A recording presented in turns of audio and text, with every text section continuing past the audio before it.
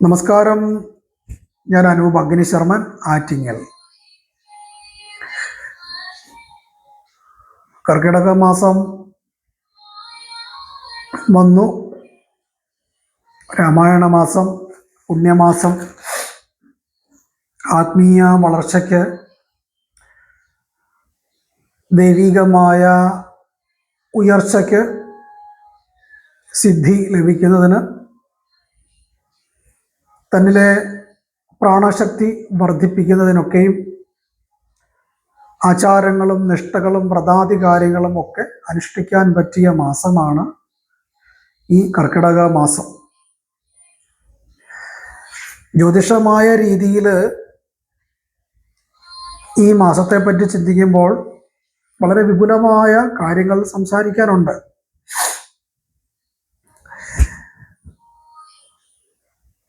ജ്യോതിശാസ്ത്രത്തില് പ്രപഞ്ച നിയമങ്ങളിൽ പറയുന്നു,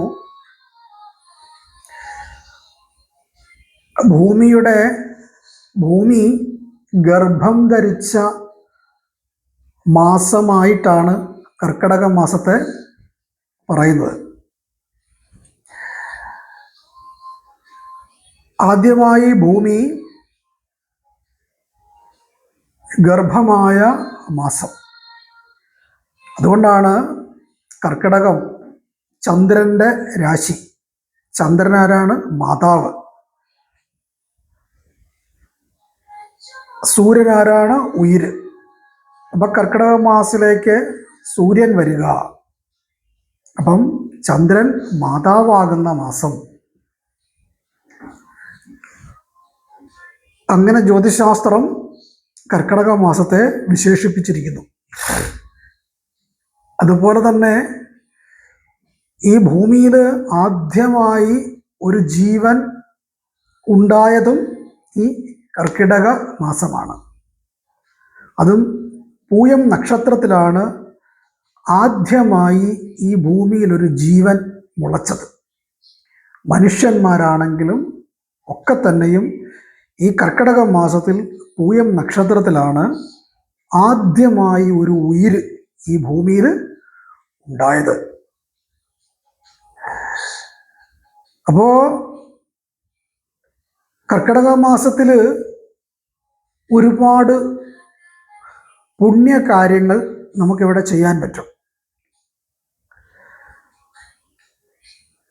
ആത്മീയ വളർച്ചയ്ക്ക് വ്രതം, അനുഷ്ഠാനങ്ങൾ, ആചാരങ്ങൾ, ഇതെല്ലാം ഈ മാസത്തിൽ നമ്മൾ സ്വീകരിച്ചു വെച്ചാൽ അത് അടുത്ത കർക്കിടക മാസം വരെയും ഇന്ന് ഇവിടെ സ്റ്റോർ ചെയ്യുന്ന ഈ ആത്മീയ ഊർജം നമ്മളിൽ നിലനിൽക്കപ്പെടും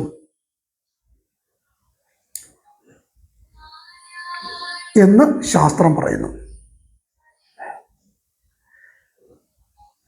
ചന്ദ്രന് നമ്മളുടെ ഭൂമിയിൽ നിന്നും വളരെ അടുത്ത ഗ്രഹമാണ്. മറ്റ് ഗ്രഹങ്ങളൊക്കെയും ഭൂമിയിൽ നിന്നും കോടിക്കണക്കിന് കിലോമീറ്റർ അകലെയാണ്.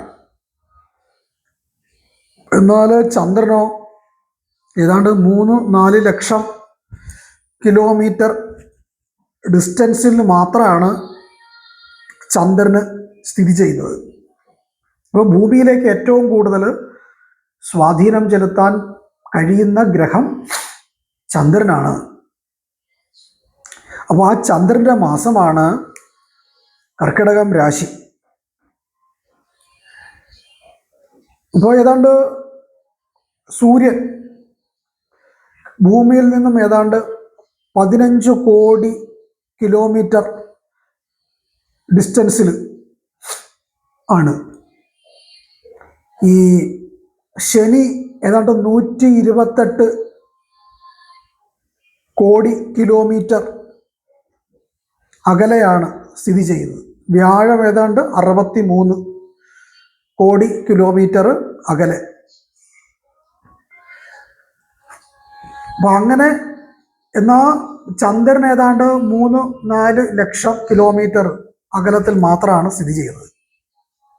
അപ്പം നമുക്ക് ഏറ്റവും കൂടുതൽ സ്വാധീനം ചെലുത്തുന്നതും നമുക്ക് ഏറ്റവും കൂടുതൽ നന്മയെ തരാൻ പ്രാപ്തിയുള്ള ഗ്രഹമാണ് ചന്ദ്രൻ. ഇപ്പൊ ചന്ദ്രൻ നമുക്കൊരു ജാതകത്തിൽ നന്നായിരുന്നാൽ തന്നെ ബാക്കി കാര്യങ്ങളെയൊക്കെ ബാലൻസ് ചെയ്യാനായിട്ട് സാധിക്കും. അതുകൊണ്ട് ഈ പ്രശ്നമാർഗത്തിൽ ഇതിനെപ്പറ്റി പറയുന്നുണ്ട്. മൂലം കാലതരോഹോ സ്മൃതോഹി മരുചി ശാഖാത അന്യഗ്രഹ എന്നൊരു നിയമമുണ്ട്. അപ്പൊ ചന്ദ്രനെ ഈ കാലത്തിൻ്റെ ഒരു വൃക്ഷമായിട്ട് ചിന്തിക്കുമ്പോൾ അതിൻ്റെ മൂലമായിട്ടാണ് കാണുന്നത്. മറ്റ് ഗ്രഹങ്ങളൊക്കെ തന്നെ എന്താ, അതിൻ്റെ തണ്ട്, ഇല, പൂവ്, കായ് ഇതൊക്കെയായി ചിന്തിക്കുന്നുണ്ടെങ്കിലും ചന്ദ്രനെ ഈ വൃക്ഷത്തിൻ്റെ വേരായിട്ടാണ് ചിന്തിക്കുന്നത്.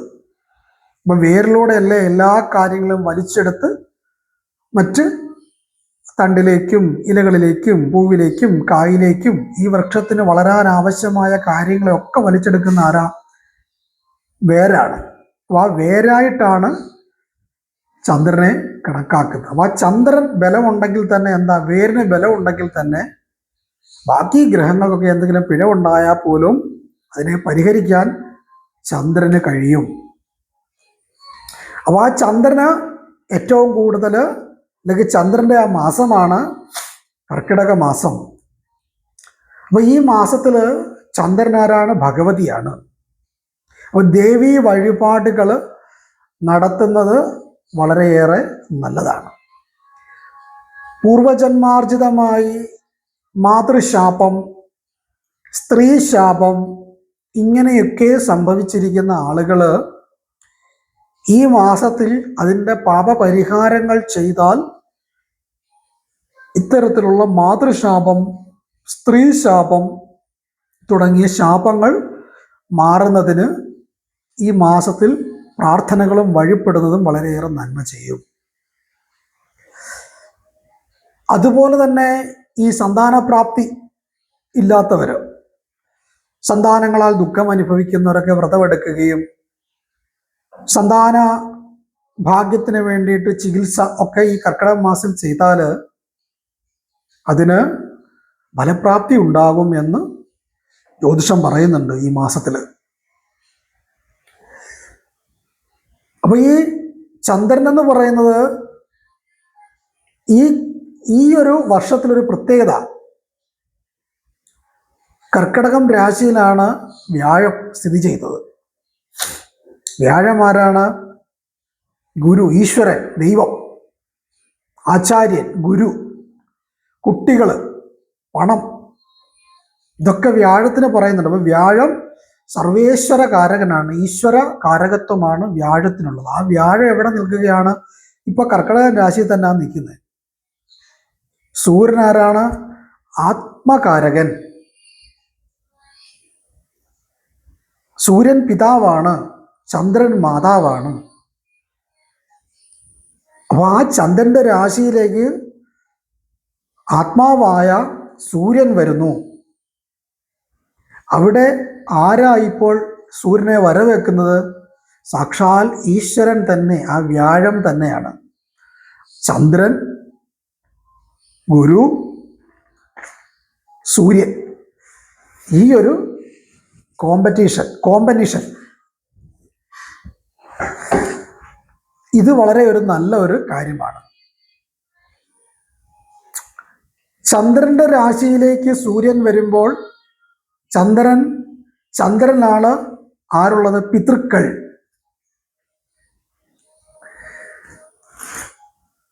സൂര്യൻ ആത്മാവ്. അപ്പോ ആ ചന്ദ്രനിലേക്ക് ഒരു ആത്മാവ് വരുന്നു. ചന്ദ്രന്റെ ഊർജം ഭൂമിയിലേക്ക് പ്രതിഫലിക്കുന്നു. അപ്പോൾ എന്താണ്? നമ്മളുടെ ആത്മാക്കൾ, പൂർവികർ ഭൂമിയിലേക്ക് വരാൻ തയ്യാറായി നിൽക്കുന്ന മാസം. ചന്ദ്രനാണ് മനസ്സ്, ചന്ദ്രനാണ് ഉടല്, ശരീരം. സൂര്യൻ ആത്മാവ്.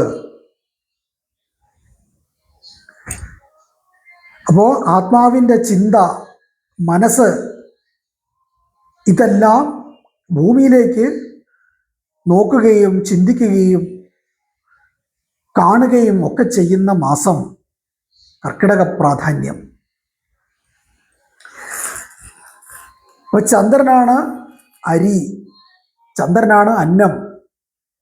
അപ്പോൾ ഈ മാസത്തിൽ പിതൃക്കൾക്ക് അന്നം കൊടുത്താൽ അവരത് സ്വീകരിക്കും, ഒരുപാട് ഗുണമുണ്ടാകും. അതുകൊണ്ടാണ് കർക്കിടക മാസത്തിൽ മുന്നോറുകൾ, പൂർവികർ അവർക്ക് ബലി കൊടുക്കണം, ബലിതർപ്പണങ്ങൾ ചെയ്യണം എന്നൊക്കെ പറയുന്നതിൽ ഒരു റീസൺ. ഒരുപാട് കാര്യങ്ങൾ അതിനകത്തുണ്ട്, പല കാര്യങ്ങളുണ്ട്. അതിനകത്തൊരു നിയമം, ജ്യോതിശാസ്ത്രമായിട്ടുള്ള ഒരു നിയമം. അതുപോലെ തന്നെ എന്താ, ആത്മാവ് എപ്പോഴും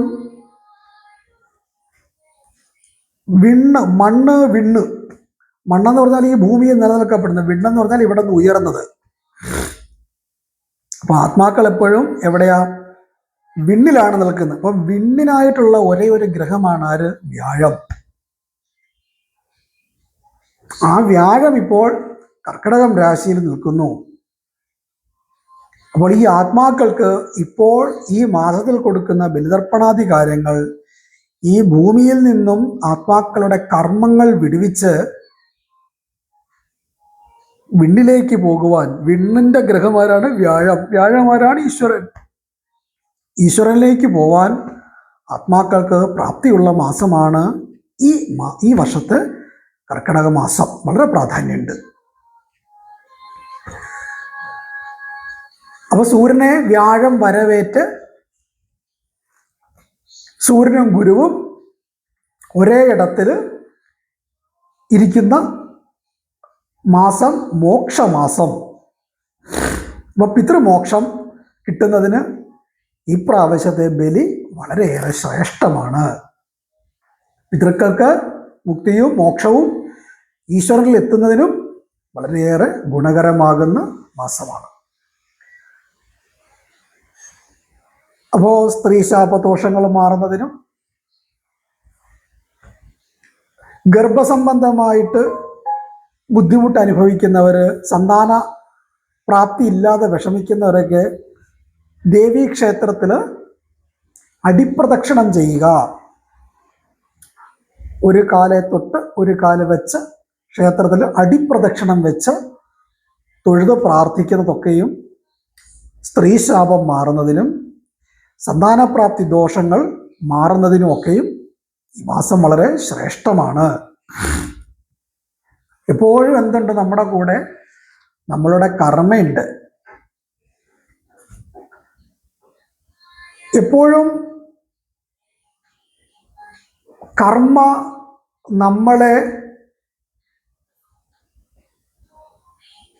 നമ്മളുടെ മുന്നോട്ടുള്ള പ്രയാണങ്ങളെ കർമ്മ അത് തടസ്സമായി നിൽക്കും. അപ്പം നമ്മളുടെ കർമ്മയിൽ പൂർവ ജന്മത്ത് അല്ല ഈ ജന്മത്ത് നമ്മൾ പിതൃസംബന്ധമായിട്ടുള്ള ശാപകർമ്മങ്ങളൊക്കെ ചെയ്തിട്ടുണ്ട് എങ്കിലും ഈ കർക്കിടക മാസം കർമ്മ ശാപ നിവർത്തികളൊക്കെയും ചെയ്യുന്നത് നമ്മുടെ മുന്നോറുകളോട് ചെയ്ത പാപങ്ങളൊക്കെയും പിതൃക്കൾ നമ്മളോട് ക്ഷമിക്കുകയും പിതൃകർമ്മദോഷങ്ങളിൽ നിന്ന് നമുക്ക് രക്ഷ കിട്ടുന്നതിനും ഈ മാസം വളരെയേറെ സഹായകരമാണ്. അതുകൊണ്ട് പിതൃതർപ്പണാദി കാര്യങ്ങൾ ഒക്കെയും ഈ മാസം അനുഷ്ഠിക്കുന്നത് വളരെയേറെ ശ്രേഷ്ഠകരമാണ്. എപ്പോഴും നമ്മളുടെ ഓറ ശക്തമായിരിക്കണം. അപ്പം നമുക്ക് സംഭരിക്കേണ്ട മാസമാണ്, നമുക്ക് എനർജി സംഭരിക്കേണ്ട മാസമാണ്. അപ്പം നമ്മൾ ചെയ്ത കർമ്മയുടെ അടിസ്ഥാനത്തിൽ പഞ്ചമയ കോശങ്ങൾ ഏതൊക്കെയാ? അന്നമയ കോശം, മനോമയ കോശം, പ്രാണമയ കോശം, വിജ്ഞാനമയ കോശം, ആനന്ദമയ കോശം. ഈ 5 കോശങ്ങളുടെ മുകളിലായി എന്തുണ്ട്? ഒരു ആവരണം. ഭൂമിക്ക് ഉള്ള ആവരണം പോലെ തന്നെ ഭൂമിയിൽ വസിക്കുന്ന എല്ലാ ആൾക്കാർക്കും ഉണ്ട്. ഇതിനെയാണ് ഓറ എന്ന് പറയുന്നത്. ആ ഓറ ശക്തമാക്കാൻ ഈ മാസം ആചാര അനുഷ്ഠാനങ്ങൾ, വ്രതങ്ങൾ, ധ്യാനങ്ങൾ ഒക്കെ ചെയ്യുന്നത് ഈ ഓറ ശക്തമാവുന്നതിന് നല്ലതാണ്. ഈ ഓറയ്ക്ക് കേട് പറ്റിയാൽ നമ്മളുടെ കർമ്മ ശക്തമായിട്ട് നമ്മളെ ബാധിക്കാൻ ഇടവരും. കാരണം നമ്മളുടെ ശരീരം എന്ന് പറയുന്നത് ഒരു രാജകൊട്ടാരമായി എടുത്താൽ ഈ രാജകൊട്ടാരത്തെ സംരക്ഷിക്കുന്ന എന്താണ്? അതിൻ്റെ മതിൽക്കെട്ടാണ്, കോട്ട. ആ കോട്ട പോലെയാണ് നമ്മളുടെ ഓറ. അപ്പോൾ ഓറ തകർന്നാൽ എന്ത് പറ്റാം? ആ കോട്ട തകർന്നാൽ എന്ത് പറ്റാം? കൊട്ടാരത്തിന് അപായപ്പെടുത്താം, അത് പിടിച്ചെടുക്കാം, ഇങ്ങനെയുള്ള സാഹചര്യങ്ങളുണ്ടാകും. എന്ന് പറയുന്ന പോലെ നമ്മളുടെ ചുറ്റും ഈ സഞ്ചരിക്കുന്ന ഓറയെ ക്ലെൻസ് ചെയ്യുന്നതിന് വളരെയേറെ പ്രാധാന്യമുള്ള മാസമാണ് കർക്കിടക മാസം. അപ്പോൾ ഈ സമയത്ത് ഹീലിംഗ് പോലെയുള്ള കാര്യങ്ങളൊക്കെ ചെയ്യുന്നത് വളരെയേറെ നല്ലതായിരിക്കും.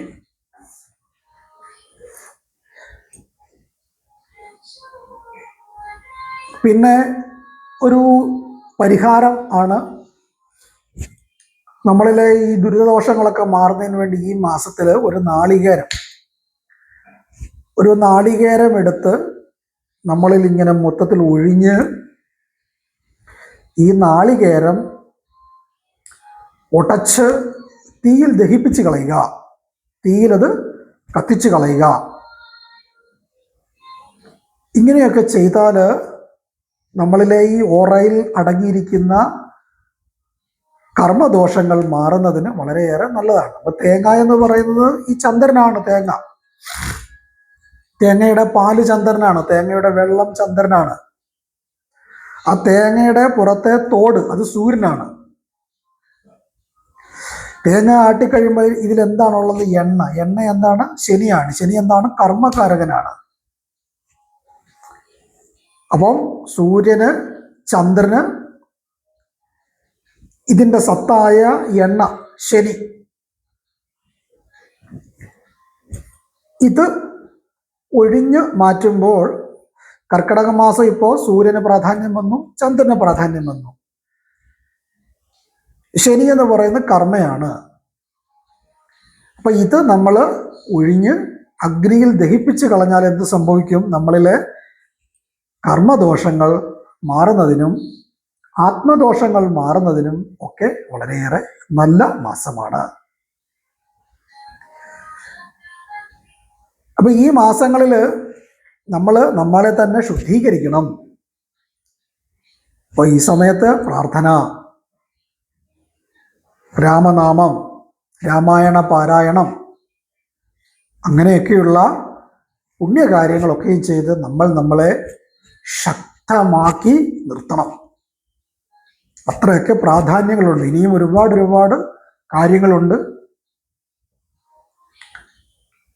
അറിയാവുന്ന കാര്യങ്ങളാണ് നിങ്ങളോട് ഷെയർ ചെയ്യുന്നത്. ഇതിലും ഒരുപാട് അറിവുള്ള ആളുകൾ പലതും പറയാറുണ്ട്. അപ്പം നിങ്ങൾക്കും ഈ കാര്യങ്ങളൊക്കെ അറിയാവുന്നതായിരിക്കാം. അറിയാത്ത ആളുകൾക്ക് ഈ വാക്കുകൾ പ്രയോജനമുണ്ടാവട്ടെ എന്ന് പ്രാർത്ഥിക്കുന്നു. എല്ലാവർക്കും നന്മയുണ്ടാവട്ടെ, ഭഗവാന്റെ അനുഗ്രഹം എല്ലാവർക്കും ഉണ്ടാവട്ടെ എന്ന് പ്രാർത്ഥിക്കുന്നു. ഗുരുകടാക്ഷം സദാ ഉണ്ടാകുമാറാകട്ടെ.